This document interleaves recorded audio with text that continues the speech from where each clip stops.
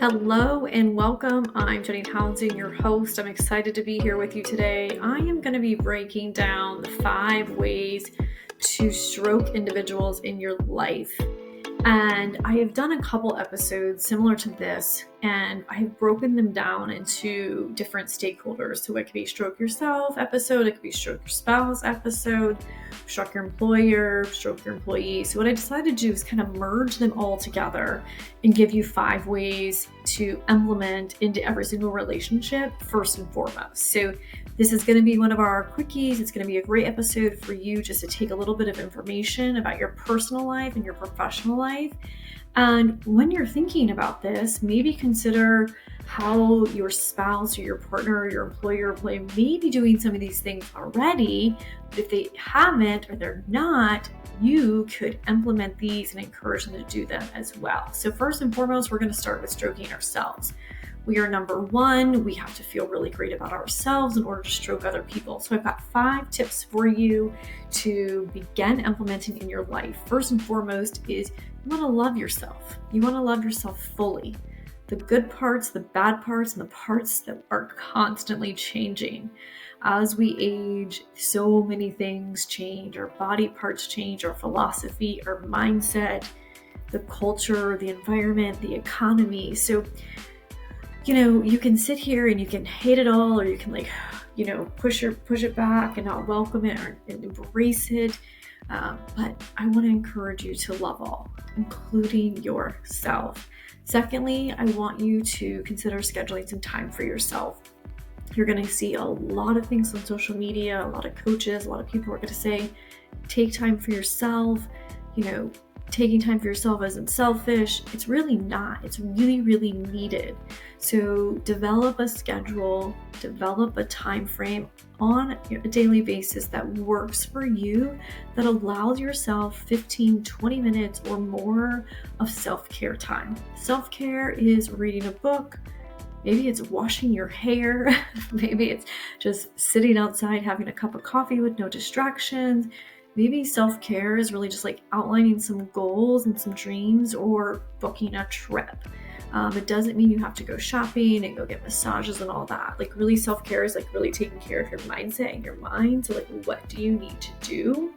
And then I always encourage everyone to put that on your calendar. So put it in your planner, put it on your phone, put it on the refrigerator if there's a family calendar on there, so that your friends, your family members, and anybody else in your household, they know that time is for you.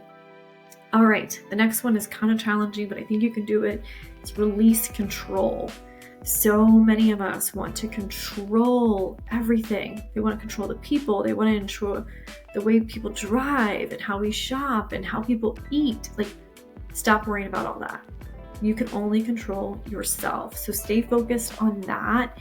And by releasing control, it encourages other people to take initiative, take ownership, and you may find that they're super successful, or you may find they're failing. Regardless, it's going to be a really great lesson that they learn and you learn as well. So just release that control. I want to encourage you to have grace and faith. Have grace. Have grace for yourself. Have grace for other people.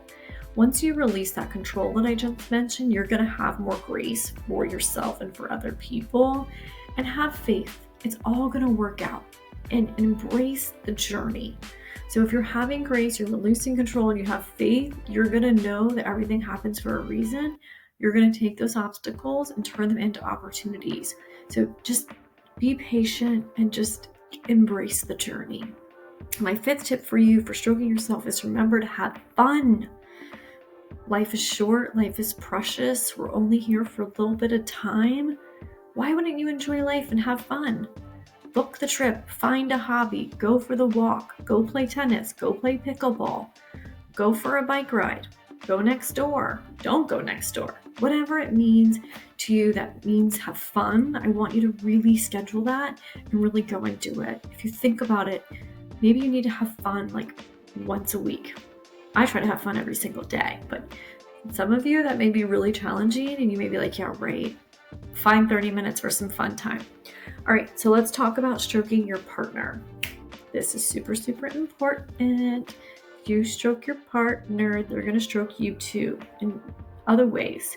Maybe some ways that you need and you want, and some ways you're like, oh, I didn't know I needed to run at that. So my first tip for stroking your partner is going to be to show them love. And I always reference the 5 love languages by Gary Chapman. What makes your partner feel loved? I love using the example of quality time because so many times we have different definitions or ideas of quality time. So if quality time is your partner's love language, that means that they want you to be together. They want to have conversations with you. Being on the couch with one on one end and one on the other is not necessarily quality time. Going to an event, going out may not be their idea of quality time. They're looking for that connection with just you. So think about that. Being present is another thing that I think is super, super important. That's going to be my second tip on there. When we're talking about that quality time, be present. Have a conversation. Engage. Take note of what they're talking about. Take note of what they're doing. Take note of what they're wearing and compliment them. So by being present, you're creating a connection and your partner is going to feel that. I also want you to listen with intention. This can be super hard, super challenging, but stop scrolling on your phone. Stop getting distracted. Give your partner your respect and your time and your intention, and then engage with them. I typically will ask my husband, okay, I'm listening. Am I listening to respond? Am I listening to give you my opinion? Or am I just listening? You just need me to be an ear right now. So really defining what they need when you're in that state of listening is super important. That will help you as well. Validating their feelings, emotions, perspectives, and thoughts is also another way to stroke your partner. So by validating them, you're saying, I hear you, I see you, I'm here for you. Whether it's even giving them a hug and holding them, or saying, you did a really great job. You did everything that you could have done. Or, you can kind of say, I'm proud of them for taking the leap of faith or taking ownership or that was a really brave of you. So validating their feelings, their emotions, their philosophy will go a really, really long way. And when you're looking for that validation, they're going to be more inclined to do that as well. My 5th tip for stroking your partner is going to be to show appreciation. I think a lot of times we take a lot of people and things for granted, and we just assume that they're going to be there, or that's their job, or they're the man or they're the woman of the house. No. So make sure to show appreciation, whether it's buying flowers, buying a card, handwritten note. I always make sure to thank my husband for taking out the trash, unloading the dishwasher, making me breakfast. I do all those things, so I'm really grateful for them and I really, really appreciate them. But I also know if I acknowledge it, he's going to continue doing it as well. So those are my tips for stroking your partner. All right, moving into the professional realm of the podcast and video. So I'm going to be talking about how to stroke your employer and then stroke your employee. So first and foremost, I want to start with your employer. So if you are working at a company and you have a boss, which most of you probably do have a boss, whether it's the CEO, the founder, or it's a manager, you really want to be engaged. So in order to be engaged, you really need to determine, do you want to be there? Do you like the job? Do you like the role? Do you connect with the mission? Are you really there for the right reason? And as an employer, our hope is that you do want to be there. But if you don't want to be there, my advice to you is to get out now. Don't waste their resources, time, and money, nor yours. So first and foremost, figure out if you want to be there. If you do, jump right in and go with my tip number 2, which is to contribute. So contribute to meetings, contribute to others, contribute to the mission, the long-term goals. And that means speaking up. That means being present.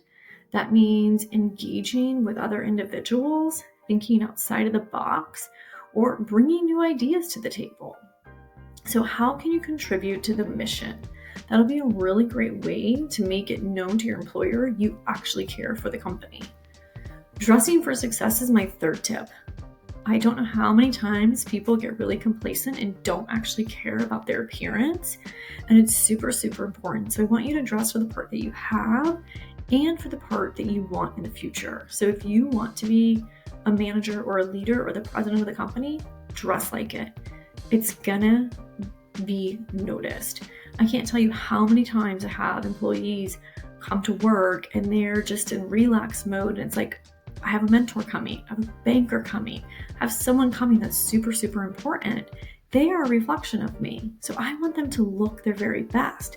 If they don't, whoever's coming to meet with me is not going to really think I have that great of an employee because of the appearance. Dress for success and dress for the role that you want to have. I want to encourage you to also be professional.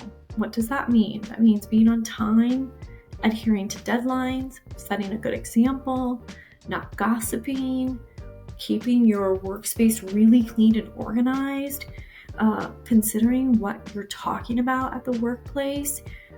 Definitely don't want to be talking about drinking, doing drugs, and all those things, but you also don't want to be talking about coworkers. That is really negative, and it doesn't help with the culture or the morale of the company. And I also want to encourage you not to hook up with any of your coworkers or your boss. You could be a really, really great employee and you could be soaring up that ladder, but if something were to happen and you were to cross that line, none of that's going to matter. No one's going to think about that. No one's going to remember that. They're just going to remember that you hooked your way up, slept your way up, things like that. So keep it professional to eliminate any of that negativity. And then my final thought process for stroking your employer is to be a team member. And that means supporting your boss, supporting their ideas, their thought process, buying into some initiatives, bringing your own initiatives to the table, assisting other team members, encouraging them. I know a lot of times we have people on our teams that are maybe lacking confidence or they're insecure, and they really need people like us to say, you can do it, let's go. So encourage your team members as well. Lend a hand, lend an ear when needed, and be positive. That's going to make you a really, really great team member, and your employer is going to take note of that. And those are all really great ways to enhance your work environment, your work relationship with your boss, and also your income. My final stroke it in this segment is going to be stroke your employee. And this is super, super important. It's really important for retaining employees, boosting morale and culture, and for recruitment as well. So if you do have some employees, you're going to definitely want to take note of these 5 tips. First and foremost is you want to respect their time and their needs.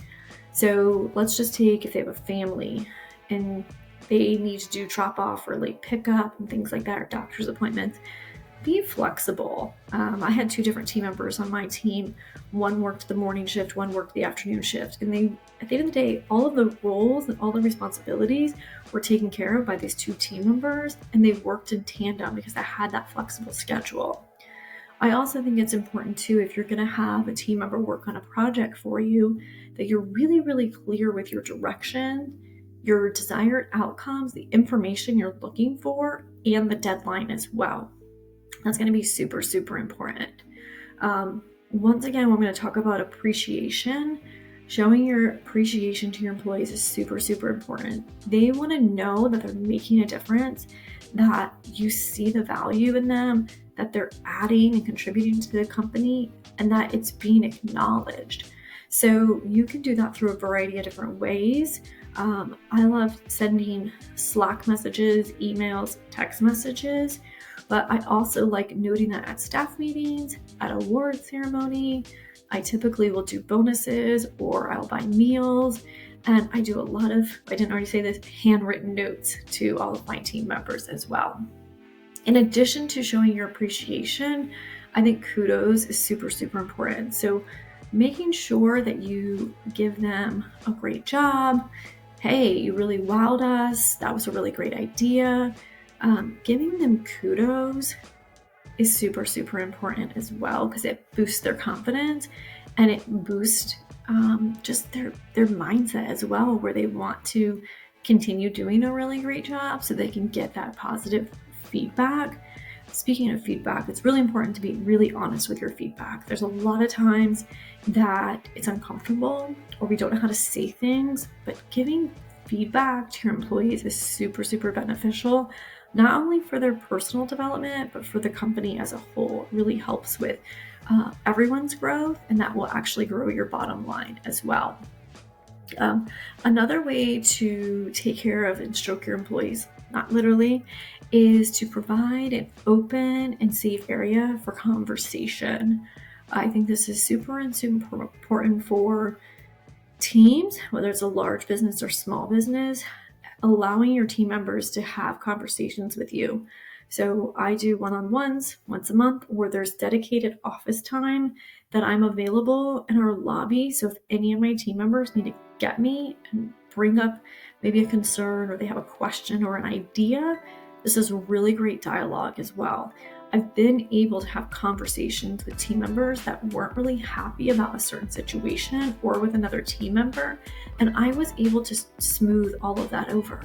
If I didn't create that open space, that conversation, that would have festered. They probably would have gotten into it with that team member, or possibly left my organization as a whole. So you definitely don't want that. Plus, a lot of your team members have really great ideas.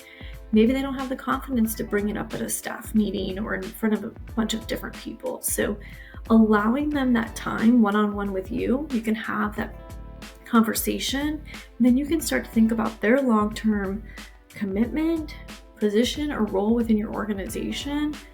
Possibilities are endless. And my fifth tip for taking care of your employees is to pay them. And I think it's super, super important to award your team members that do a really great job. With my company, everyone gets brought in around the same amount of money.